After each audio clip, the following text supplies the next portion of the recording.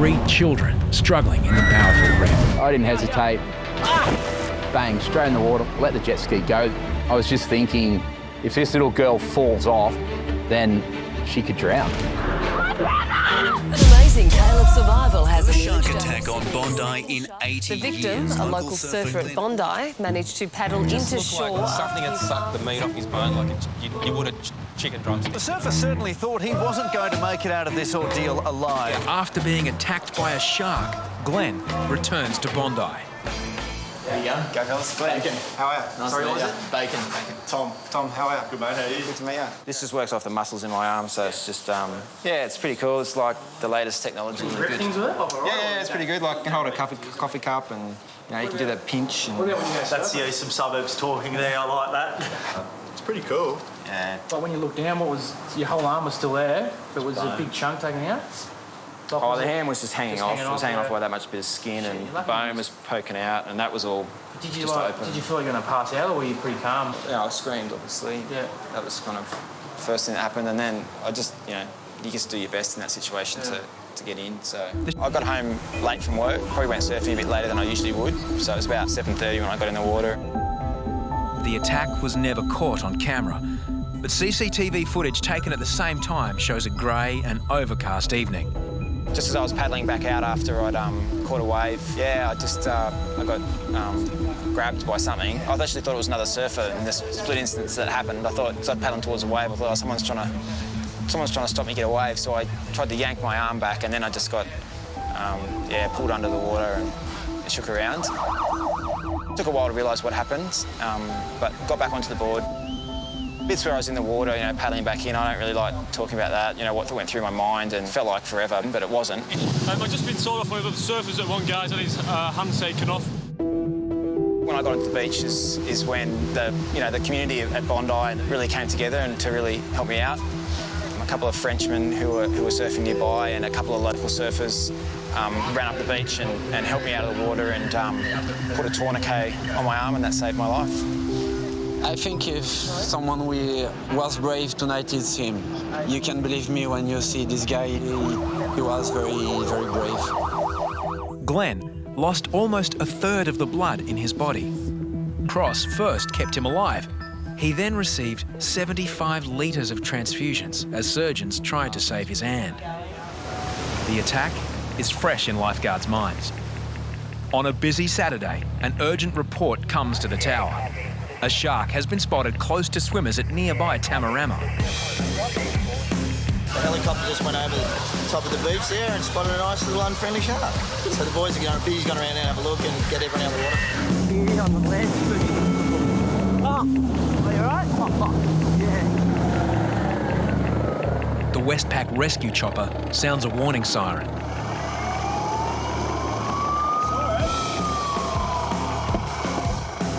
Beardy saw the shark before it disappeared from view. The chopper crew updates lifeguards. Medium-sized shark, it was in briny, it's tracked across, it was in and out of the swimmers, so we had concerns for welfare. We just chased it as once you guys came above, you scanned it and it ran into the rocks there, so we've lost track of it in the dark, so it's somewhere in this vicinity, but it hasn't come back to the sandbank at this stage. Lifeguards remain vigilant in case the shark comes around the point and into Bondi.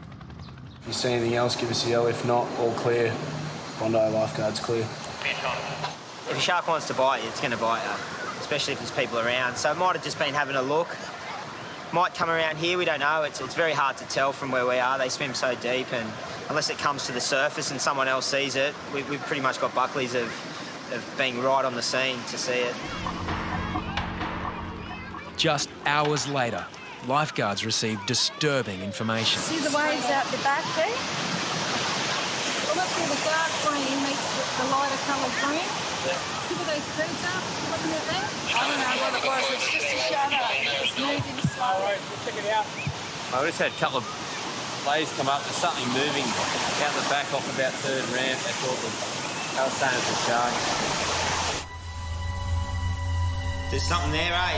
Yeah. We've seen something pretty big in that water. I can see it now. But before swimmers are sent into panic, the culprit reveals itself. Yeah, he's huge. He's going mad. The shark is in fact a seal. Fine, mate. How friendly seal. How funny. Yeah, he's just throwing a big fish around that he's caught. He's just playing with it. He's been hanging around. We've been chasing him since Christmas. Well, I tossed up Seymour the seal, but I'm more like Salty the seal. Oh, he's having a good old time, eh? Everyone's freaking out, come running in going, there's a shark, there's a shark. Slippery little sucker. Blue bottles and rips are double trouble for lifeguards. The outward flowing water of a rip draws in swarms of surrounding blue bottles. So not only are swimmers dragged out to sea, they're also stung in the process. When blue bottles are around, lifeguards are also at risk of being stung. The guy's a pretty bad swimmer. Someone was holding him up briefly just before I got there. Our old mate was like proper panicking. I get to him and there's a little wave coming and I just saw this blue bottle right there and I was like, oh. As the wave came over us, it lifted the blue bottle and it landed on his face. So I'm just ripping it off, but it got stuck like that real sticky blue bottle. Luke has no choice but to be stung himself as he pulls the web of tentacles off the man's face. And I'm trying to get it off him because I know what it's like to be stung and you just want to get it straight off. And he was just losing it. He couldn't lay on the board. He's wearing tracksuit pants. He's just like, just a disaster. Nairuz from Singapore is on holidays with his wife. The pain of the initial sting is bad, but it's later that the real agony sets in. I'm spotting. I'll give you some more. Here. Put that on there. Yeah. You'll be fine. Intense pain for half an hour. His lip was welted up. He had like a whip mark all the way around his torso and he was in serious pain. Is it possible to find my wife? Your wife's coming up now, mate. It's okay. Don't panic. Don't panic, okay? Yeah. He'd been stung. So just relax. It's okay. He's going to be fine. I don't want to be... 20 minutes. 20 minutes. Must we rush him to hospital? No. He's fine. It's okay. Look. I was so worried. I couldn't find him. He's a good swimmer also. Yeah, I know. But look, it's okay now. If you start panicking, you're going to make your husband more uneasy. So you need to stay calm, okay? He's going to be fine. Yeah. Just please stay calm. Yeah. She calmed down a bit, but she still was pretty concerned for her husband, which is only natural. He was in a lot of pain. Once lifeguards reassure Nairuz's wife that her groaning husband will be okay, she finally relaxes. Thanks so much, Lou. No worries. As we're getting a photo, he just kind of drags me in and just put a kiss on my cheek. He was very appreciative. Jackson isn't even dry when a swimmer in real danger is spotted. Yeah, guys. Hey, you guys, just come straight back to shore, please.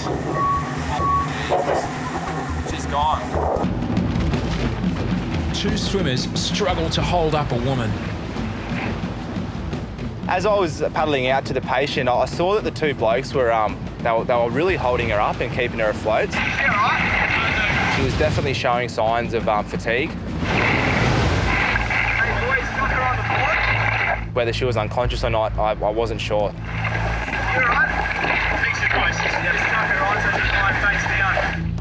The woman is helped by her son and a member of the public. She just looked really limp. Her wrists were down, just classic signs of possibly an unconscious patient because I didn't know if her eyes were open or not. Patient looks pretty tired. Might not be all that well. Now, have you swallowed any water? You did? Are you feeling? Is she right to stand up or? Yeah. Hang on. Has she got a bad back or has she always had a bad back? She's always had. I'm just worried. I thought that I was going to have to at least get some oxygen on her and possibly call for an ambulance. She hasn't had a knock, has she?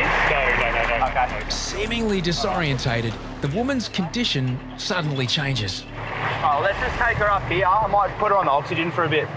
Are you okay? I'm fine. You fine? Okay. It was quite surprising when she perked up. It was almost like she just sort of got a bit of life into her, and I was like, oh my God, you're actually fine. So that was just a massive spin out for me. You all right? The mother and son are both doctors from the UK. We just out there, it wasn't too far at all, but I think this current just takes you takes you out and out, you don't actually get sideways like the beach. So, but anyway, we're both alive.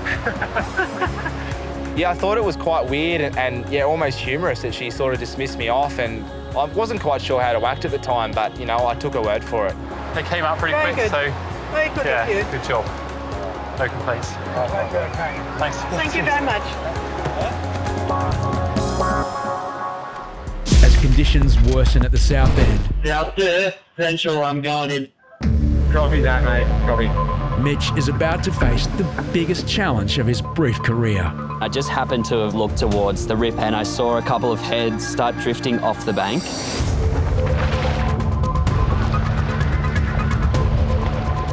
The father holding up his son with one hand, his head was submerged and he was waving with his other hand. So he was underwater that whole time I paddled out. His head never broke the surface. The dad only had seconds.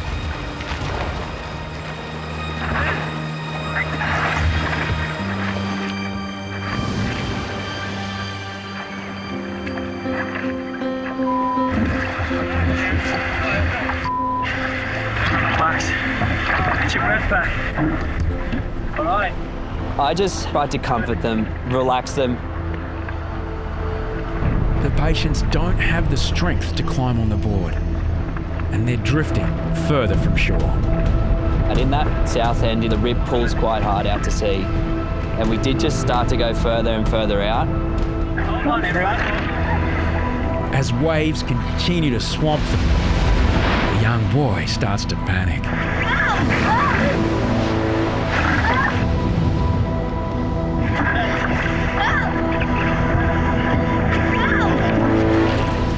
Now, he's struggling to keep the boy calm.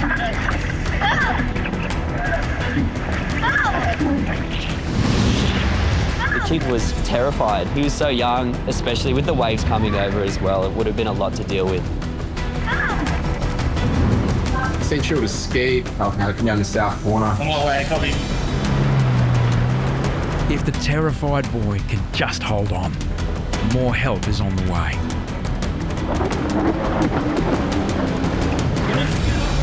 Mario came down and then the clubby ski was on duty as well. The father got on the clubby ski and the son on the ski with Mario, and that was handy. That saved the day. As frantic family members watch on, first the son, then the father make it safely back to the beach. Ishwa and his family are visiting from Melbourne. It's a beach day they'll never forget. Each wave, pulled me down, Every time I tried to come up, it was pulling down, down, down. That was a great job, I owe entire my life for that, guys. I would have to put that as, the most satisfying rescue I've done in terms of how close it was to being a proper disaster. It's a good feeling to know you've saved someone's life. Feels pretty cool. On a day this busy, tragedy can strike in a heartbeat. Chapo spots 3 children struggling in the powerful rip. Hey, kids. Hey. Are you all right? I don't know how old these kids were. They could have been 7, 8, and 9. All non-swimmers. They fall into a howling rip and I'm on the jet ski. I want you to grab onto this. There's 3 or 4 in the water at Buffy's.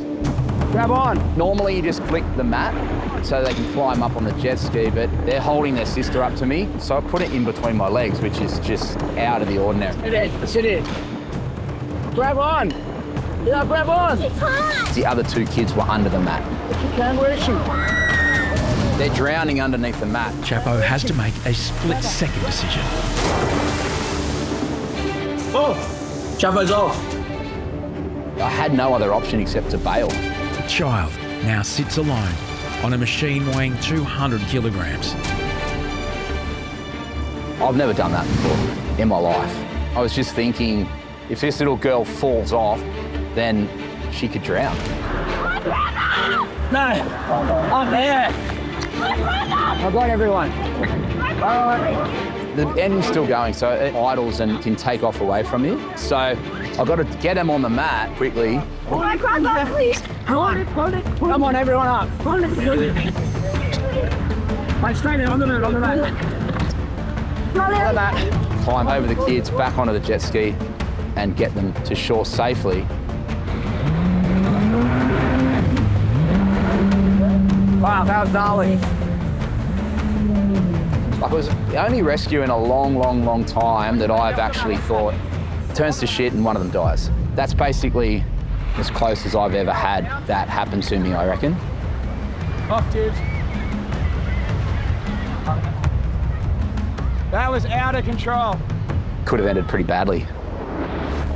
And the rescue tally is reaching record proportions. There you go, boys. Off you go. We were doing rescue after rescue. People aren't listening to us.